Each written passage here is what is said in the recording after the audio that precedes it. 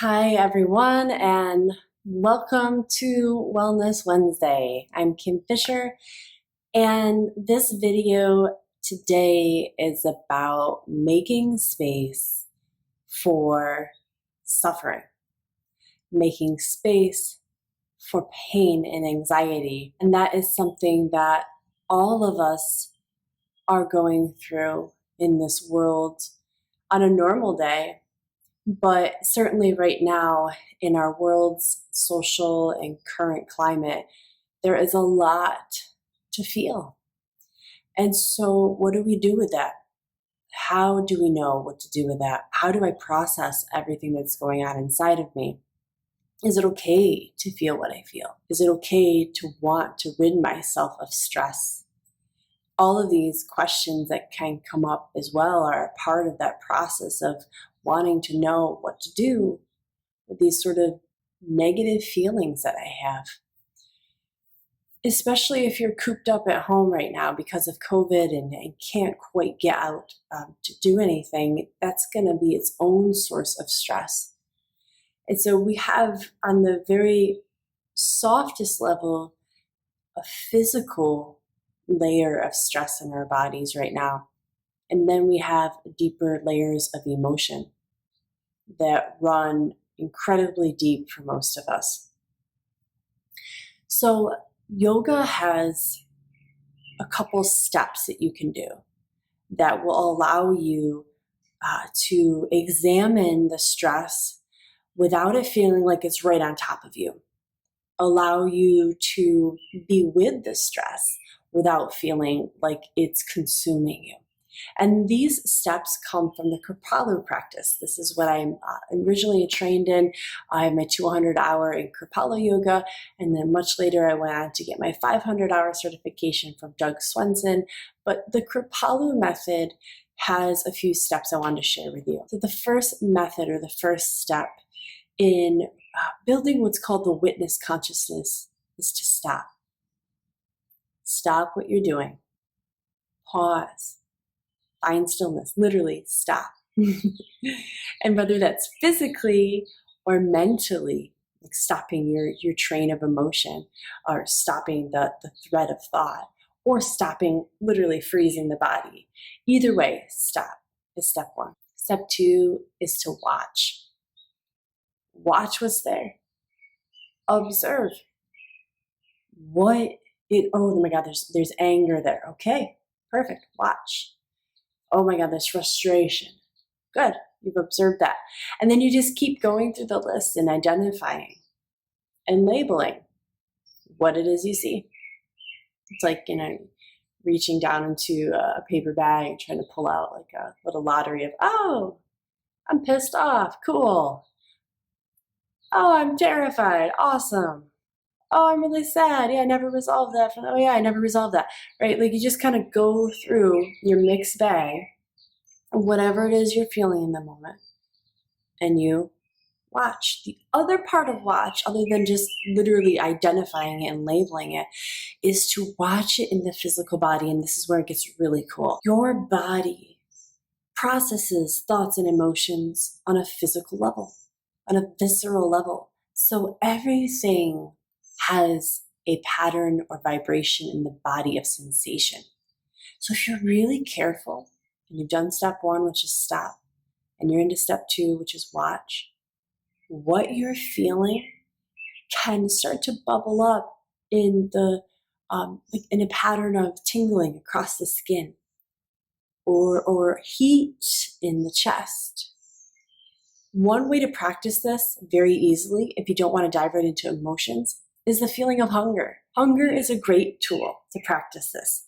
You can identify when you're hungry and stop and go, okay, I'm hungry.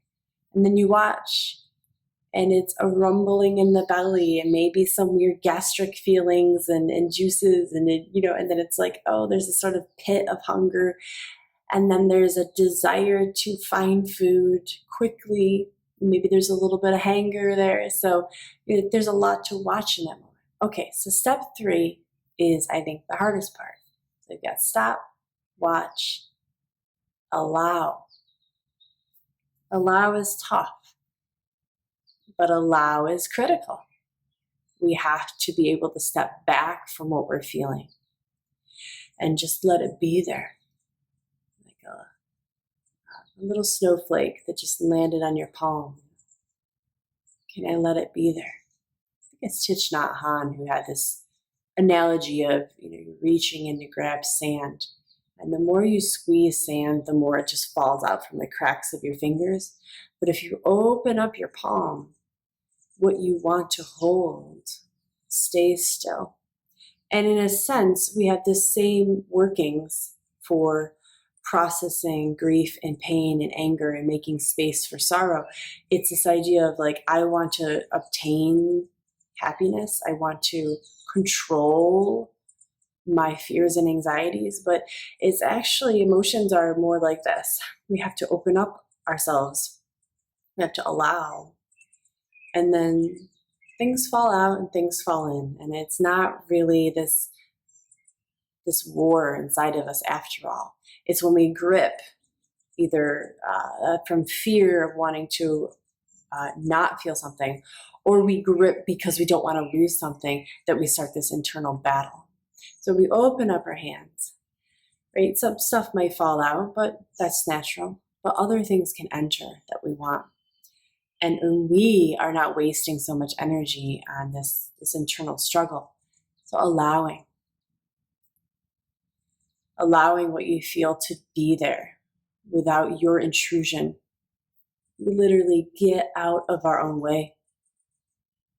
We step aside and we trust what we feel is the right thing to be feeling. And we trust that we'll learn something. So we put on this cap of curiosity. We get in there like a detective. And wow, look at this fear I have over money. Look at how it's manifesting in my heart and my stomach, and it's hot. My God, the temperature, I've never felt fear in terms of temperature. It's very hot. And then, maybe deep down by the tailbone, it's actually there, but it's really cold. I'm just making that up. I mean, that could be one experience. It could have something completely different based on your own energy patterns in your body. But this is where stopping, watching, and allowing comes in. We allow it to be there. And this is where the energy can shift. It can grow sometimes, but it also can soften. It just wants to be acknowledged. That's a part of you that wants to be heard and seen. And when we allow it to be there, we're saying, yes, you belong too. You are a part of me, and you are a part of being human. And the last part is breathe. So we stop, we watch, we allow, and we breathe. This is where the breath begins to help us work through and work with that we're allowing, whatever we're allowing. So the breath is where we move. We inhale energy, we exhale out the same energy. It becomes this cyclic pattern of touching down into whatever we're feeling and allowing, and then moving it inside of us. And sometimes you can even have this visualization of, on an exhale, to seeing whatever it is leave the body. And then we create space inside on an inhalation. And you can work with that visualization of the breath as often as you need to, because sometimes these emotions are super intense, and we're already dealing with so much. So we use the breath as a tool to expand our awareness and expand our consciousness so that we feel inside, we have the room, we have the capacity to deal with being human. We stop, watch, breathe, allow. And again, hunger is a great way to practice this. If you don't want to dive right into the feelings of emotion and trauma and anxiety, start the moment you feel hunger. Watch and look, close your eyes, feel inside the body. Where is hunger existing? Where does it live? It's in the stomach, yeah, sure, but where else are you feeling this ripple effect of sensation and desire to obtain nourishment? And it's interesting because sometimes you'll study hunger and then you're like, oh my God, I'm not actually hungry. I'm just really pissed off. Or, oh my God, I'm just really lonely. Or oh my gosh, that's actually excitement for the day. Holy moly, like I'm super excited to do X, Y, and Z. But it was disguised as hunger because maybe that's the pattern of thinking I'm used to feeling. And then, somewhere along the line, I just said, oh, that's hunger. That's nothing else. And then we actively feed ourselves. This is where we get into the thinking or discussion of eating our emotions. Like sometimes we just get our wires crossed, as my friend Alexis Pierce says.